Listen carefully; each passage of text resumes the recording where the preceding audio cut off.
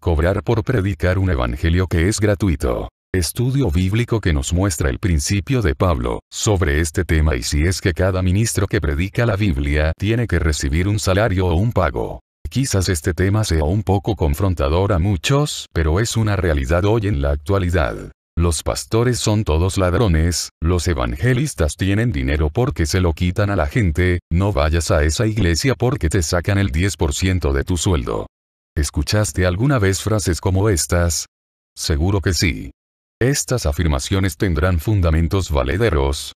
¿De dónde viene esta desconfianza, esta crítica generalizada? De antemano debo advertir que este tema resulta poco amable, engorroso y difícil de tratar. Sencillamente, porque existe un descrédito en este sentido, que todo lo que se diga, podría resultar vano. Asimismo, numerosos factores, como la ignorancia acerca de la real interpretación bíblica sobre este asunto, sumado al temor de pecar contra los más ungidos, no nos permiten, a veces, ni siquiera pensar en este tema. Sin embargo, creo que existe una real necesidad de analizar los dichos del primer párrafo, ya que provienen de nuestra sociedad que continuamente está expuesta a noticias de hechos de corrupción, que fueron originados en ámbitos evangélicos.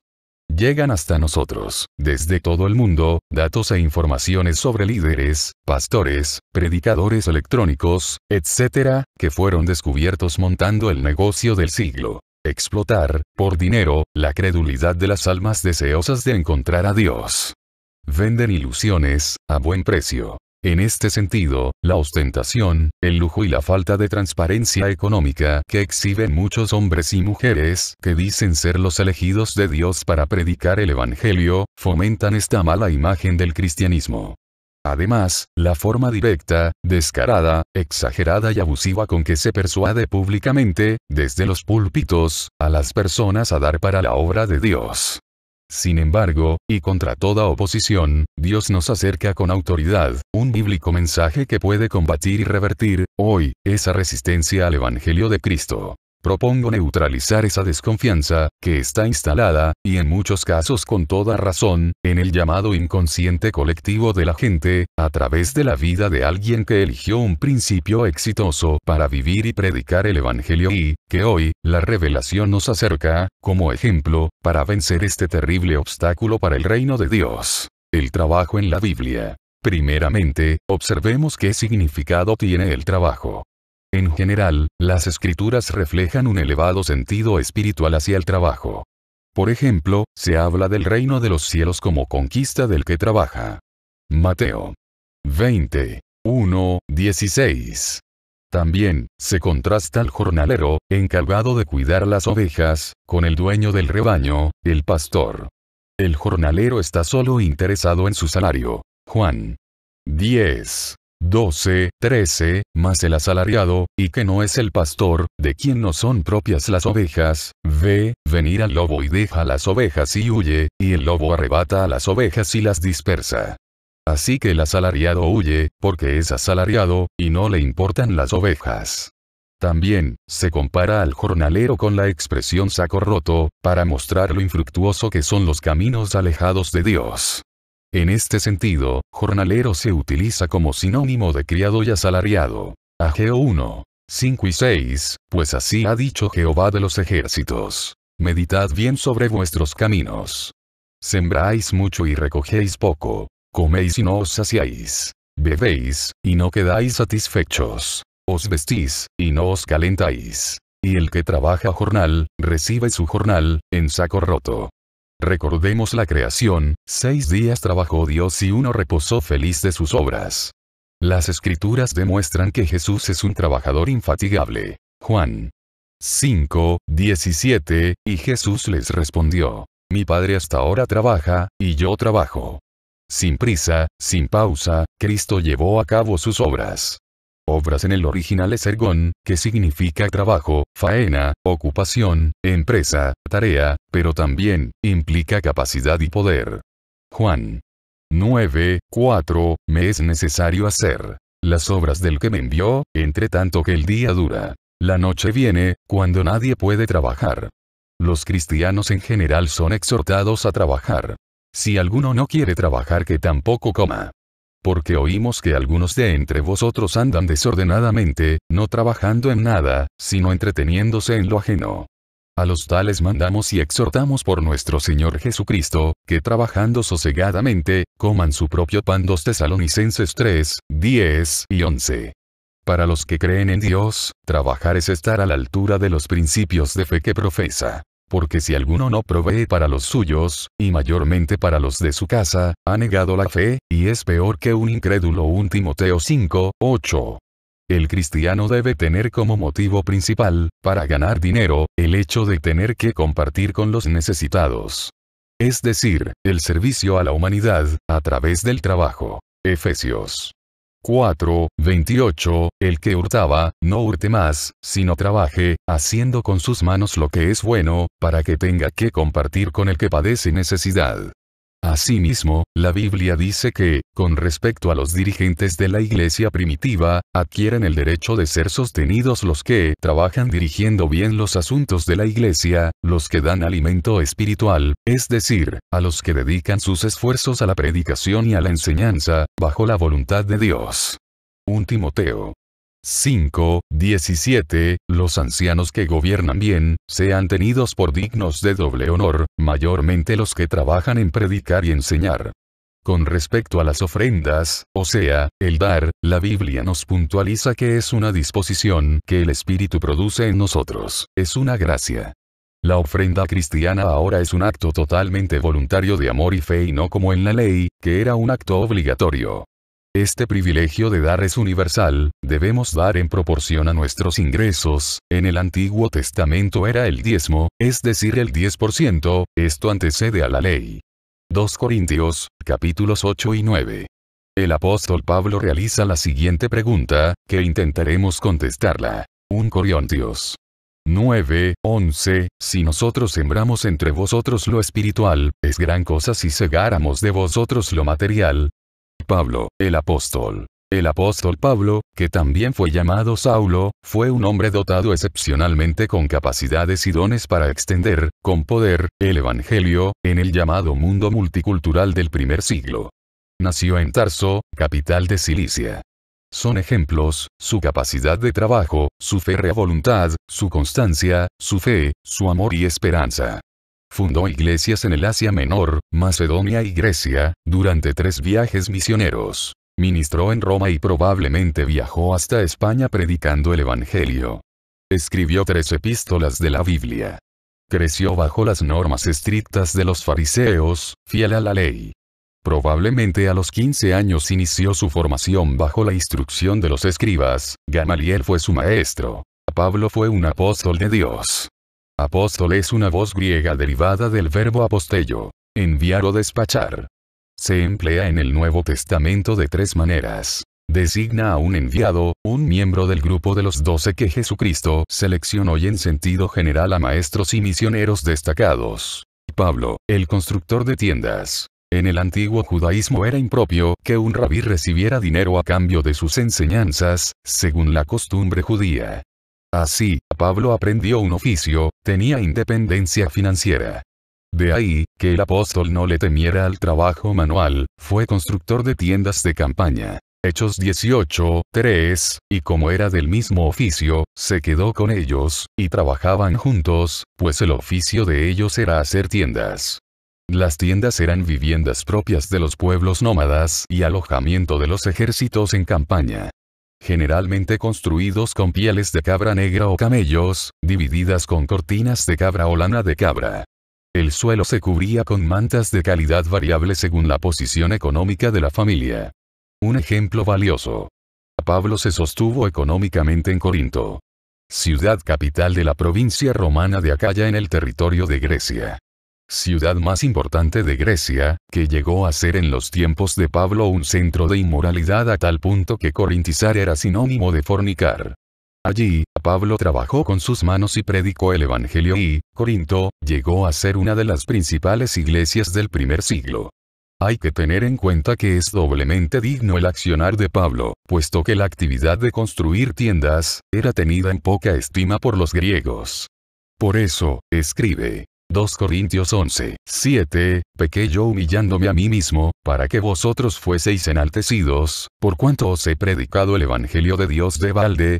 Pablo y la prosperidad material. En un mundo regido, total y absolutamente, por valores materialistas de esta sociedad, en la que se produce una intensificación del consumo y del uso de los servicios, por influencia del sistema productivo y de los medios masivos de publicidad. Y en un ambiente eclesiástico, en cuyos púlpitos resuena más el llamado Evangelio de la prosperidad, que el mensaje cristocéntrico. Para muchos no está muy claro el rol del cristiano, con respecto a los bienes materiales. Es decir, mayoritariamente y erróneamente, se predica: ven a Cristo y todos tus problemas económicos serán resueltos, tendrás en abundancia, serás prosperado y nada te faltará, nunca más tendrás necesidades económicas. ¿Esto es así? ¿Está en la Biblia? No. Veamos qué dice el apóstol Pablo. 2 Corintios 11, 23, 28, son ministros de Cristo. Como si estuviera loco hablo. Yo más. En trabajos más abundante. En azotes sin número. En cárceles más. En peligro de muerte muchas veces. De los judíos 5 veces he recibido 40 azotes menos 1.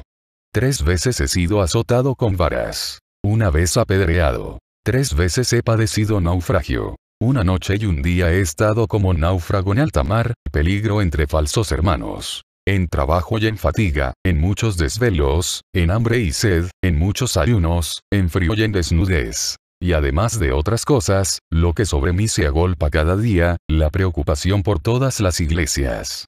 ¿Cómo es eso? Pablo, el gran apóstol de Dios, el que hizo milagros extraordinarios en el nombre de Jesús, padecía necesidades. No tenía fe para que nada le faltara. No creía en la prosperidad que hoy resuena en casi todos los púlpitos de las congregaciones. Filipenses 4, 11 al 13, no lo digo porque tenga escasez, pues he aprendido a contentarme, cualquiera que sea mi situación. Sé vivir humildemente, y sé tener abundancia. En todo y por todo estoy enseñado, así para estar saciado como para padecer necesidad. Todo lo puedo en Cristo que me fortalece.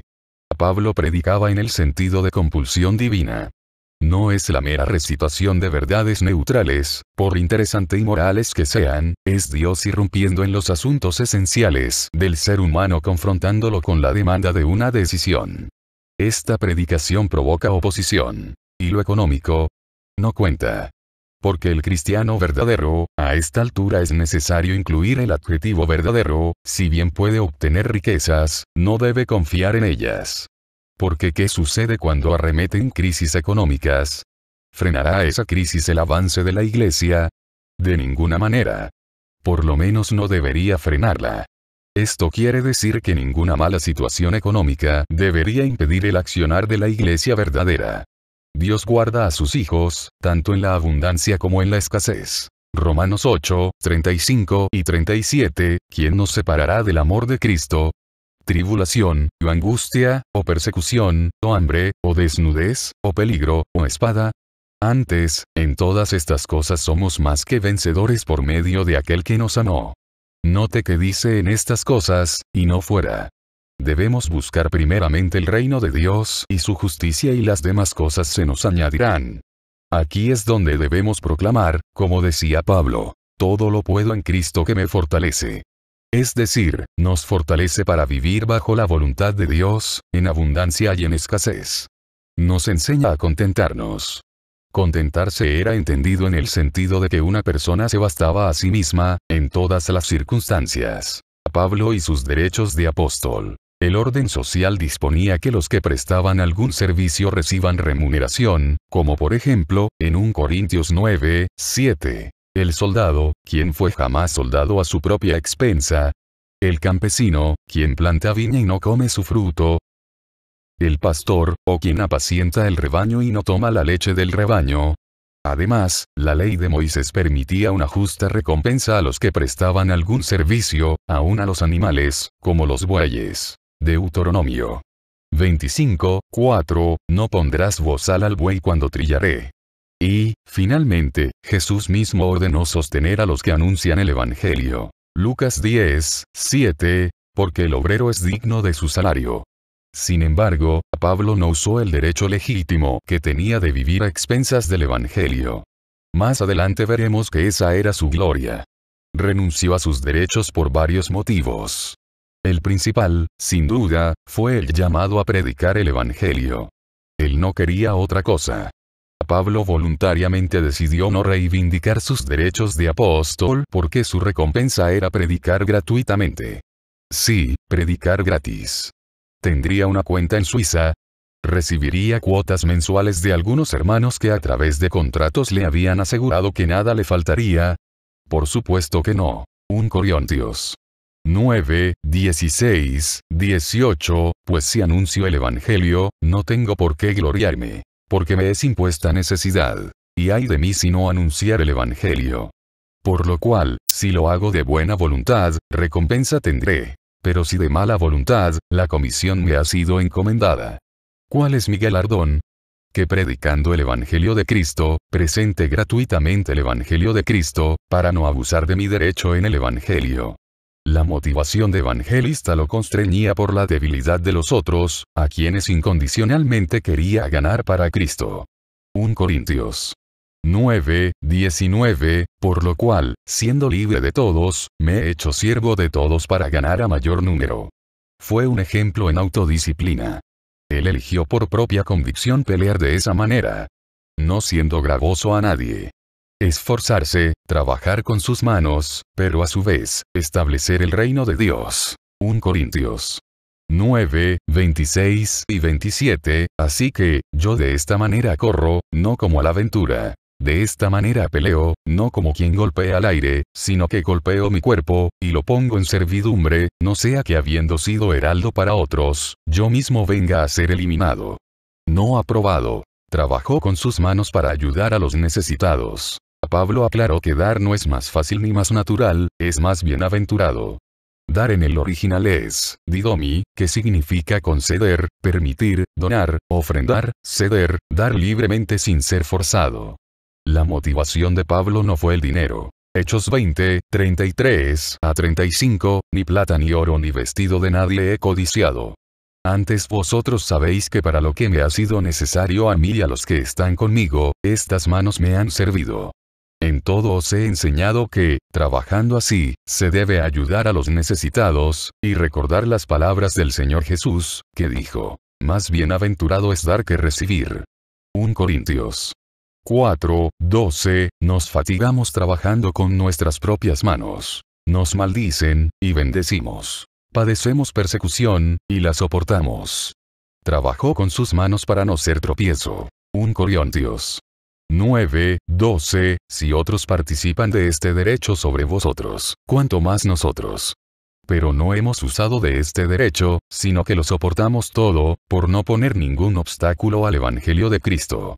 En el espíritu del apóstol estaba la firme convicción de evitar cualquier cosa que constituyera un obstáculo para nuestra fidelidad al Señor y a su doctrina. 1 Corintios 10, 32, no seáis tropiezo ni a judíos, ni a gentiles, ni a la iglesia de Dios. Trabajó con sus manos para no ser gravoso. El apóstol Pablo dependía total y completamente de Cristo, por amor. Predicó, cumplió su ministerio, hizo lo que Dios le mandó, fue más allá de sus fuerzas, todo eso, y sin ser carga económica a nadie. Las citas bíblicas que siguen, hablan por sí solas. 2 Corintios 12, 13, porque en que habéis sido menos que las otras iglesias, sino en que yo mismo no os he sido carga. Perdonadme este agravio. 1 Tesalonicenses 2, 9, porque os acordáis, hermanos, de nuestro trabajo y fatiga, como trabajando de noche y de día, para no ser gravosos a ninguno de vosotros, os predicamos el Evangelio de Dios. 2 Corintios 12, 14 y 15, he aquí, por tercera vez estoy preparando para ir a vosotros. Y no os seré gravoso, porque no busco lo vuestro, sino a vosotros, pues no deben atesorar los hijos para los padres, sino los padres para los hijos. Y yo con el mayor placer gastaré lo mío, y aun yo mismo me gastaré del todo por amor de vuestras almas. 2 Tesalonicenses 3, 8, ni comimos de balde el pan de nadie, sino que trabajamos con afán y fatiga de día y de noche, para no ser gravosos a ninguno de vosotros. Trabajó con sus manos para diferenciarse de los falsos. Los falsos apóstoles no querían imitar su desprendimiento personal. Pablo estaba decidido a continuar con su política de no depender financieramente de las iglesias, para distinguirse de los que persiguen motivos egoístas. 2 Corintios 11, 12 y 13, más lo que hago, lo haré aún, para quitar la ocasión a aquellos que la desean, a fin de que en aquello en que se glorían, sean hallados semejantes a nosotros. Porque estos son falsos apóstoles, obreros fraudulentos, que se disfrazan como apóstoles de Cristo. Trabajó con sus manos para que nadie lo neutralice. 1 Corintios 9, 14, así también ordenó al Señor a los que anuncian el Evangelio que vivan del Evangelio. Pero yo de nada de esto me he aprovechado, ni tampoco he escrito esto para que se haga así conmigo. Porque prefiero morir, antes que nadie desvanezca esta mi gloria. Desvanezca en el original es, que no, significa neutralizar, reducir a la nada. Esta palabra se conecta con la encarnación de Cristo en donde Jesús se despojó de las glorias que acompañaban a su deidad, pero no la deidad misma. Así, Pablo renunció a sus derechos de apóstol pero nunca renunció a ser apóstol. Trabajó con sus manos para darnos un mensaje a nosotros. Claramente, Dios nos entrega un mensaje en el ejemplo de Pablo. Un mensaje cargado con un principio de amor. Preocuparse por los demás dando ejemplo con nuestras propias conductas. Y, no solamente hablando sino haciéndolo. Pablo no ostentó las libertades que le pertenecían. Cuidado. Existe un peligro. Está sucediendo. ¿Cómo nos sostenemos, los que predicamos el Evangelio de Cristo?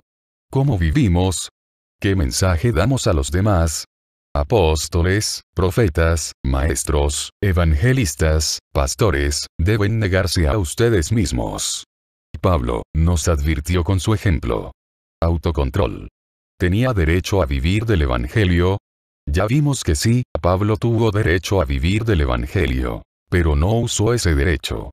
Convengamos que para gloria de él pero para vergüenza de los demás. ¿Quién no habría querido contribuir siquiera con algo, para apoyar el trabajo de Pablo? De hecho, algunas iglesias lo hicieron, como los de Macedonia. Pero él eligió esa senda. Trabajó con sus propias manos para sustentarse y, claro está, con este proceder no violó ninguna moralidad bíblica. Pero, sí, con este principio entró al mundo de otros y los llevó a la salvación. Fue creíble. Tuvo autoridad. Dio el ejemplo. Amó a las almas, pero más a Cristo, por él lo dio todo. Aún su propia vida. Le cortaron la cabeza, pero antes había dicho he guardado la fe. Sí, señores, esto es la fe. Consideremos el resultado de su proceder y comparémoslo con el de hoy. ¿Quieres tener algo del éxito de Pablo en tu ministerio? Bien, ten en cuenta que él no midió su gozo por la satisfacción de sus necesidades materiales, su suficiencia estaba en Cristo. ¿Tú, con qué mides tu satisfacción?